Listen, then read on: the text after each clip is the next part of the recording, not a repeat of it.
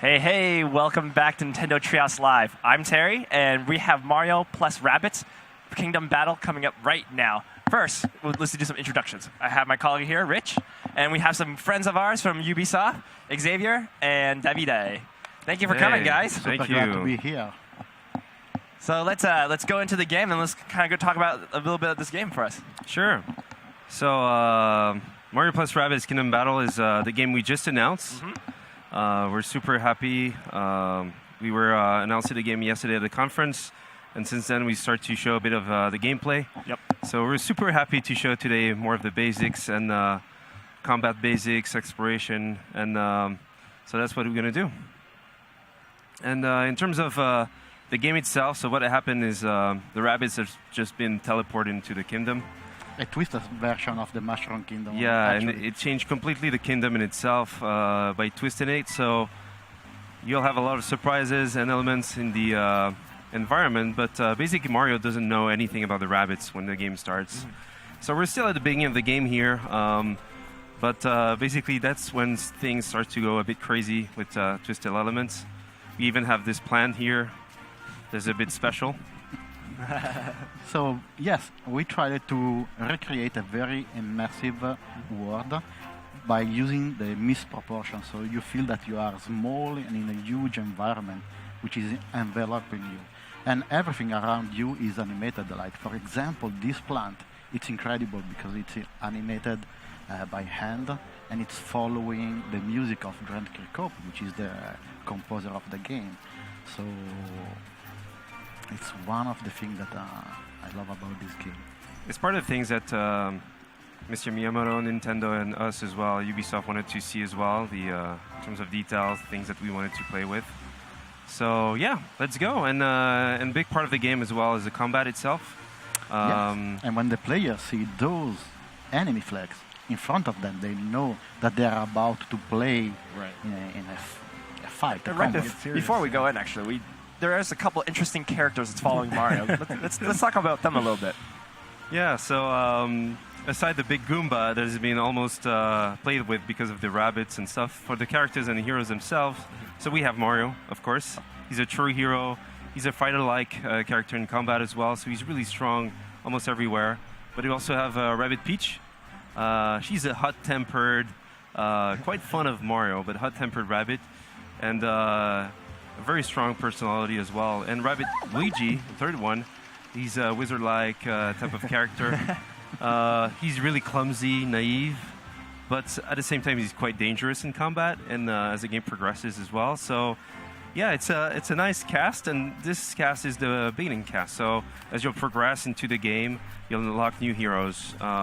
So you don't unlock the heroes at the beginning, you unlock them throughout the adventure. Now, can we say what other characters there will be in the game as well? Sure. Absolutely. So the player will control 8 heroes. We'll be able to choose between 8 heroes at the end. So that will be the player's roster. And we really wanted to play around this contrast between Mario character and the Rabbids one, like in order to create the humor. Yep. So if there is something that the Rabbids learn from Mario throughout the game is how to become heroes. And Mario learns how to crack the joke. So we go for the fight? Yeah, let's do it. Let's do it? Yeah, go. definitely. So you switch from exploration mode to battle mode this way. So basically when you see those two flags, you switch to battle mode.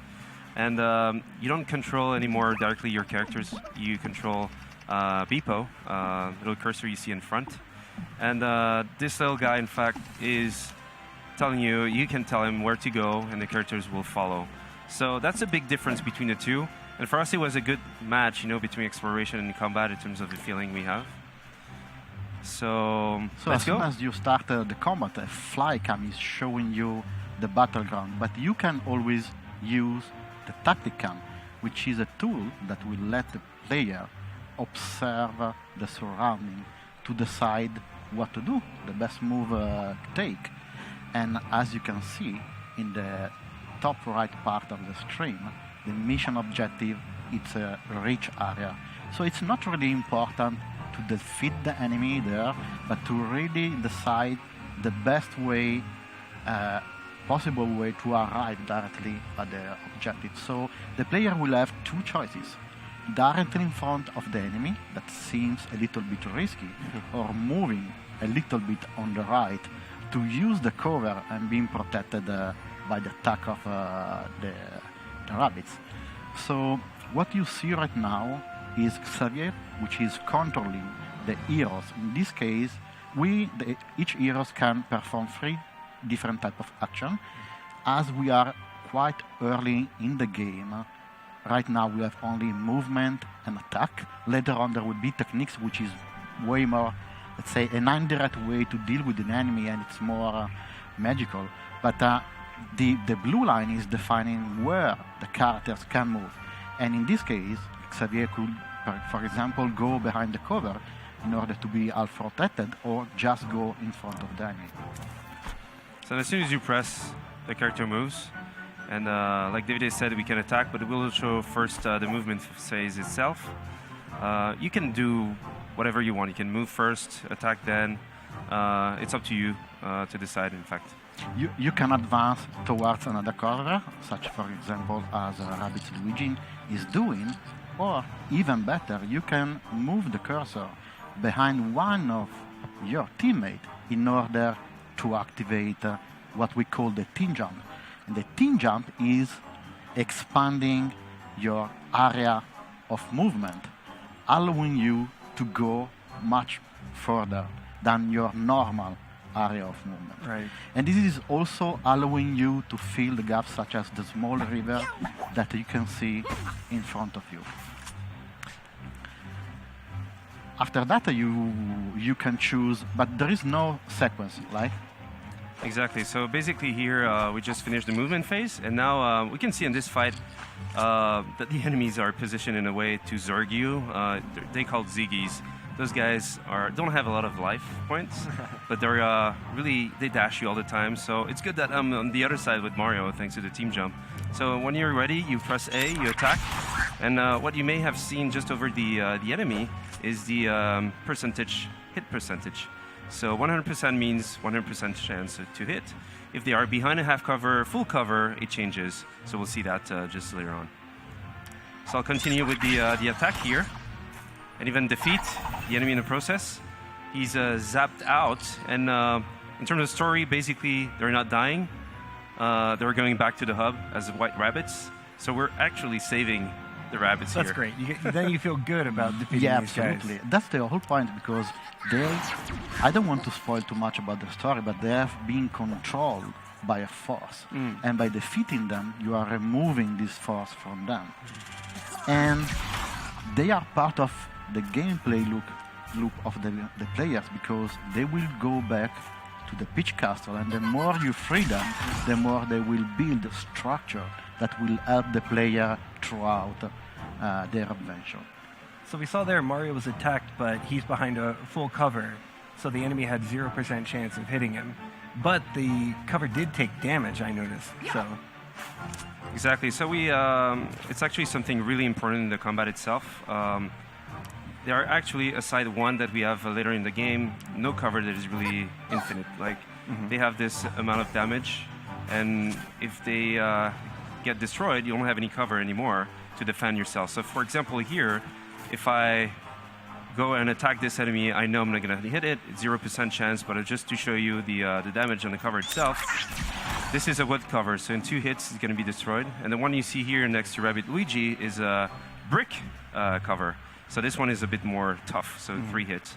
So basically, that's really important in the game itself to use this. The enemies will do it, you will do it, so...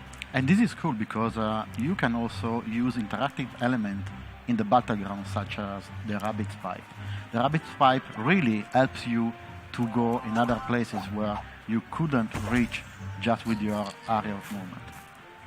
So when you use that tacticam, spot those pipes, and use that to plan out your strategy. Exactly. So that's why the observation part is important, and we gave this tool to the player in order to really study, if they want to, the battleground. Definitely, it does count for you. You do have to explore a bit to really figure out that turn-based strategy and find out what the best advantages you have, especially in this new level and environment that you're encountering. Exactly. Here, it's even we showed some gameplay yesterday at the conference. It was just the fight after. This one is before, like David was saying, we don't even have the techniques. But one thing here that is really important for us in terms of design and philosophy was you see the water. This is creating a gap. So it teaches you to use team jump a lot. But the enemies do not use team jump. Those guys are dashers. You don't have globetrotters. Globetrotters is the second archetype we have. They do team jumps. But here, we really want to show the player, like, hey, you can protect yourself. They will dash you eventually because they will take the pipe by the end of the map, trying to rush you. But it depends because according to where you are in the fight, we never know what the enemies can do. But they should do that in this map because, again, we wanted to teach you this is the way you can play as well. You can reach bigger zones and reach new areas, but also you can go over gaps like water. And this is quite cool. And later in the game, you'll even have height. So if you go up there, you have an advantage in terms of damage. So it starts to build up, We start to put the ingredients together. And this map is 30 minutes into the game, so it's really a good map to start to get those things. The players are still learning here, no? So it's really up to them where to move. They want to go directly against the enemy and risking to be dashed, but they maybe could arrive at the objective sooner, or they want to take maybe a more safer route like the one we are taking right now, because we are moving, helping each other, using the protection of the colors. Right, and you had mentioned earlier that the objective for this battle is really to get to this final checkpoint. Yeah. There are different battles where you actually have to defeat all the enemies. So here, it's a tricky map. Of course, we're playing, we know pretty much the map, but for the player, it's going to be a first tricky map because they could take this as, oh, we like to defeat all the enemies, but the issue is that we have a lot of respawn, and the more you wait, the more enemies will spawn, and it's going to be very complicated. So here, it's a reach objective. You need to reach. One of your character needs to be in the zone, and this is something key for the players to do. And then we have multiple enemy objectives. We have defeat all, defeat this type of enemy, reach, escort, and those type of objectives throughout the game to really challenge the player again to do the right decisioning when it matters. So Rabbid Luigi is really close now. He's not close enough because we made it not close enough to arrive exactly. at the mission objective. And definitely, there's something that we've never seen before, really, with Mario, and he's pairing up with this mashup. But also, we have Mario for the first time really using a weapon, a projectile weapon, and Yeah, Mario has never been afraid to take whatever power-ups are, available to him. So it's cool to see these new types of weapons that he can play with. He's adapting to his surroundings. Right. Yes, plus they are very, very light-hearted and funny.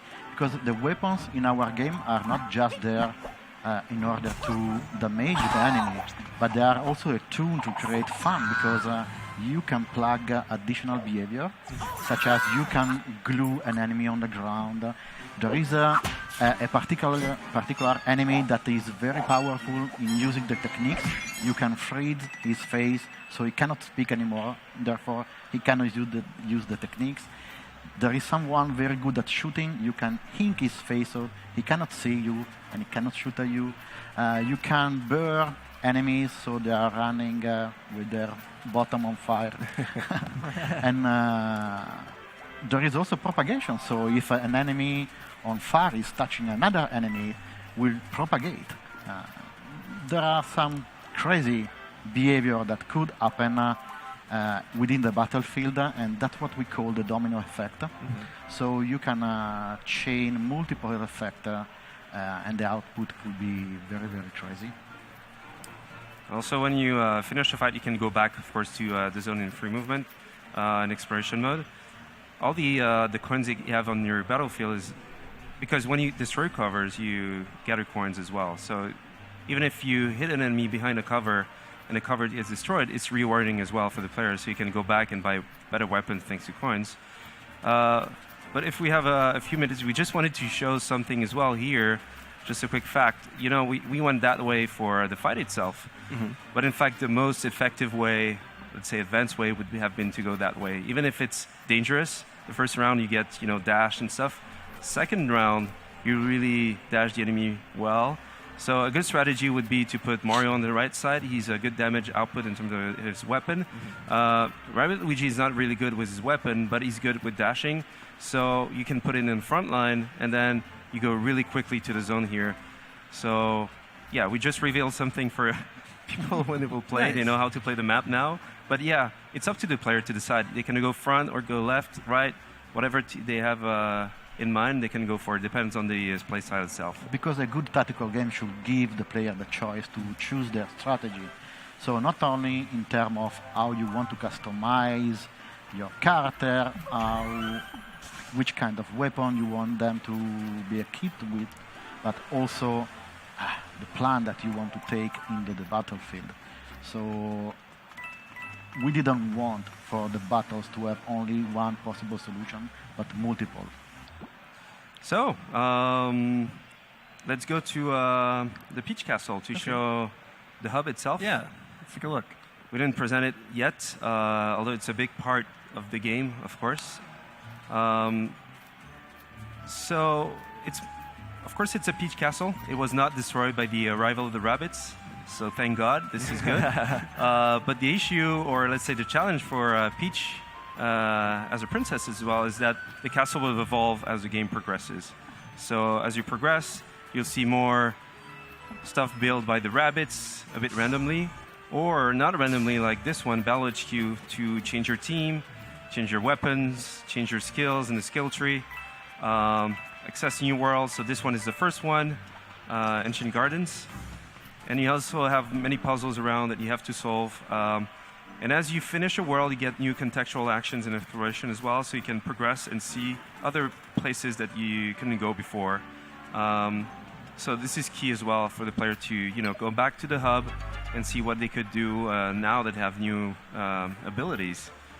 So yeah, this hub will evolve throughout the game, and we won't be able to show today, the other worlds, but as soon as you finish a world, you can access a new one with this new ability, and the cannon takes you and then shoot you in the world itself.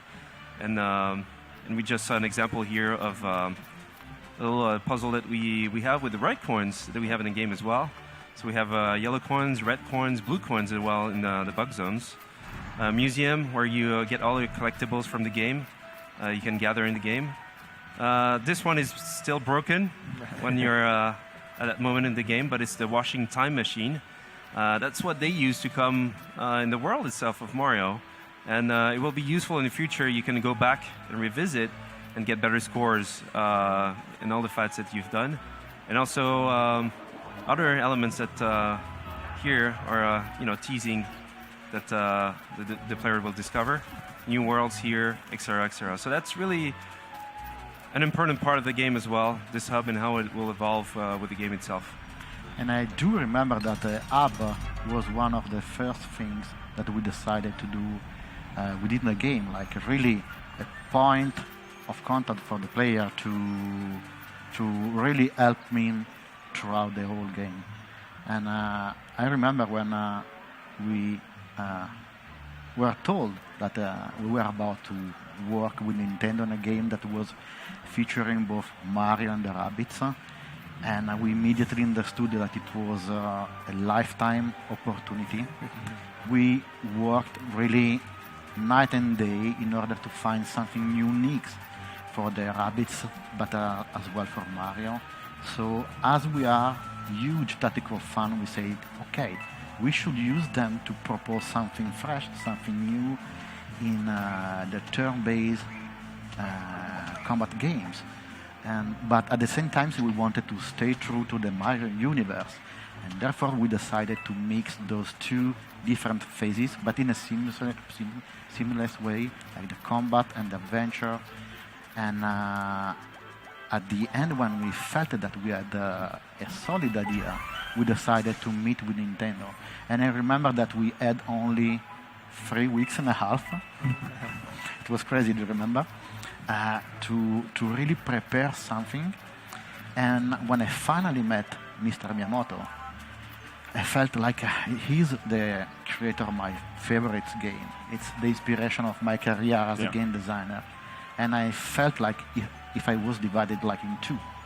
So the passionate Nintendo player and the Ubisoft creative director, the urgency to ask for an autograph and the responsibility to present the game the most professional way. Sure. But at the end, the effort paid off because he told me that he was impressed and keep asking how come that we had Mario and Luigi in our prototype. But the truth is that even if we spent, we had only 3 weeks and a half to work on the prototype, we recreated Mario and Luigi from scratch, the model, the animation, the rig, in order to try to translate their essence in our prototype. And I think that this was the moment where we truly convinced Nintendo about our commitment and passion. So from that moment on, we kept meeting with them in Kyoto. It was an incredible journey, and Mario plus Rabbids Kingdom Battle become really a work of love, a labor of love. That's such an amazing story. Yeah, I think you guys have a lot to be proud of, and I know that Mr. Miyamoto, he's hard to impress, and you guys have worked really hard, and I'm super proud of what you guys have come up with. I can't wait to play the full game. And it's just beautiful looking with all the graphics and the Thank different tactical style, but also the exploration of the game. It's a new style that we never really encountered before. So We didn't sleep a lot these past month and years, but we're super happy to be here and talk about the game. It feels great. Like we were almost like in the cave, working on this game. And I think for the team, the whole team, dev team, all the studios, to be here today to talk about the game, show the game, finally, it's just super exciting. Yesterday press conference was it went very well, a and wall of all the emotion. emotions we had on it was great. And I think now showing the game like that is just incredible. Thank you. awesome! Thank you so Thanks much, a lot. guys, for coming. So this was Mario plus Rabbids Kingdom Battle, and then up next we have Fire Emblem Warriors. Stay tuned for more.